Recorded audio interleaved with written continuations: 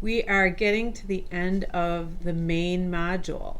After this, you guys are going to be cut loose and you can determine what your protein story is going to be, and you're going to work on that. But until then, I want you to take a step back and try to pull all of this information together that you guys have been learning about. It's a lot. And I'm hoping you're using your teammates to bounce ideas off of, ask questions. It's okay if you don't understand everything. Nobody is going to understand everything. But the more you guys talk about it, the more you might start to understand that's all of it a little deeper. Like, is the Pam site, the Pam Binding Site, or just even the Pam itself, is that confusing to you? Discuss it. What is it? What does it really do? Why is it important? There's a lot going on. So I think a good way to help you pull everything together is for you to make your own model. And as you know, all proteins, we have these protein models, and they are beautiful and they teach us a lot, but we always have to remember that they are not, the proteins themselves are not like this. They're not rigid. They're not unmoving. Proteins are built to be able to move around and change conformation in their aqueous solution that they live in. And so if they can't do that, they can't perform their functions. That they need to make these conformational changes in order to actually do their jobs. And so nowhere is it more important than in Cas9, because we know that it's made up of all of these functional domains, right, that have to move around and change. And so we know from what we've been talking about so far and reading about that there's at least two major conformational changes that Cas9 undergoes.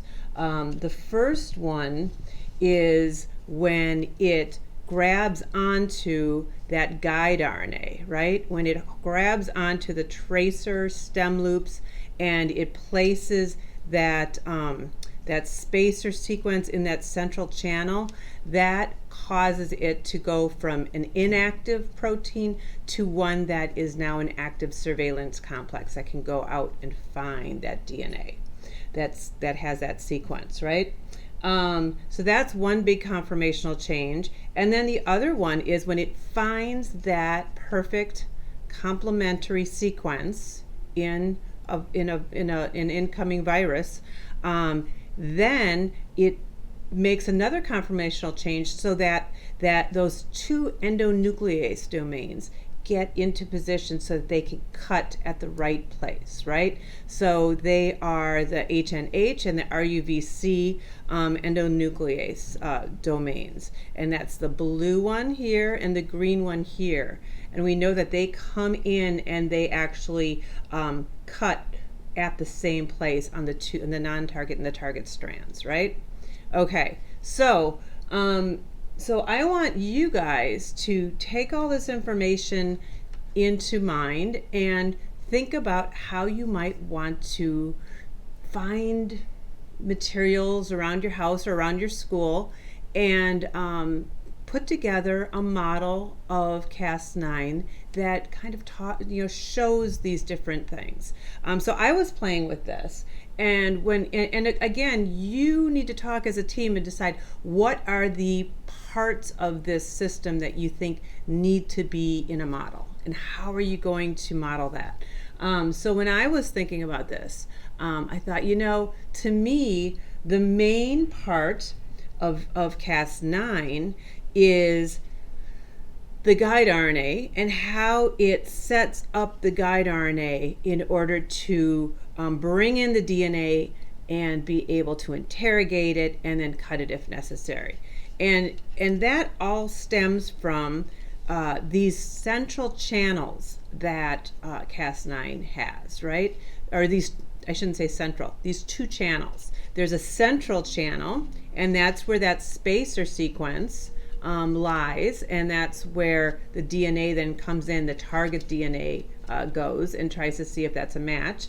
And then there is on the other side, there is this side channel where the non-target DNA goes, okay?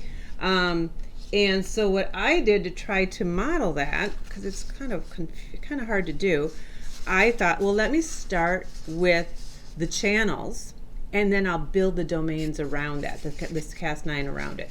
So I just grabbed some pipe cleaner, and that's my guide RNA. So here I've got my guide RNA is the red. Let's see, it's falling down. The red is my tracer, which is the stem loop. Here are the stem loops. Here is the section of the tracer where it's complementary to the blue, which is the repeat. And then the blue repeat, you can see, is attached to the spacer sequence. And I made the spacer sequence, I made it look like this, so that we could say, oh, that is the sequence that needs to be interrogated. And so then I'll have DNA coming in and binding to that. But you can see I put that in this paper towel tube, because I thought that would be a good central canal. And then I attached a toilet paper tube for my side canal, and I'll have the non-target strand going through there.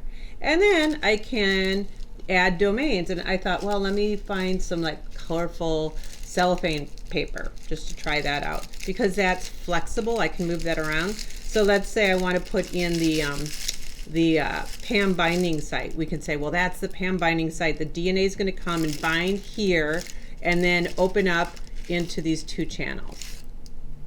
So I don't want to give you all these brilliant ideas, because I know you're going to want to steal these. No, this is just something I just was playing with. I'm sure you'll do something even more interesting and exciting, but it's just an idea. So I was trying to figure out what we could use for domains that would move, and so I came up with colored cellophane paper. Maybe you have a better idea than that. But I decided to show you this, give you some ideas of how you might get started. And I'm hoping to see some really exciting things coming from you guys. So, you guys decide what you want to model, and then just go for it. And then when you're done with that, then you're ready to move on to your protein story. And hopefully you guys have already been talking about what that might be.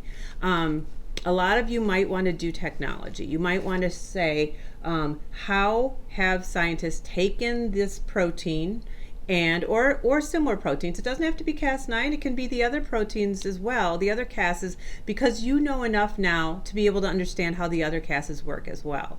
So you're going to take, you might want to say, okay, how did scientists look at this biology and decide, ooh, I can use this for a different purpose. I can engineer this for a specific technology. Maybe I want to make a genome editor. Maybe I want to make a COVID test. Maybe I want to try to find a way to cure sickle cell anemia. There is so much out there right now that you can decide to follow to understand a new protein story. So you guys, I'll throw some stuff out on the module to get you started. I may have another video to show you some of the engineering that has been done so far, but this is up to you now. You guys have the information you need to really take off and run with this. So I'm gonna let it go there. Again, use your team. Talk to each other, figure this out. You guys can do it. Read the papers and you'll get it, okay? Just stick with it. All right. Have a good time with this, and good luck, MAPS. Talk to you later. Bye.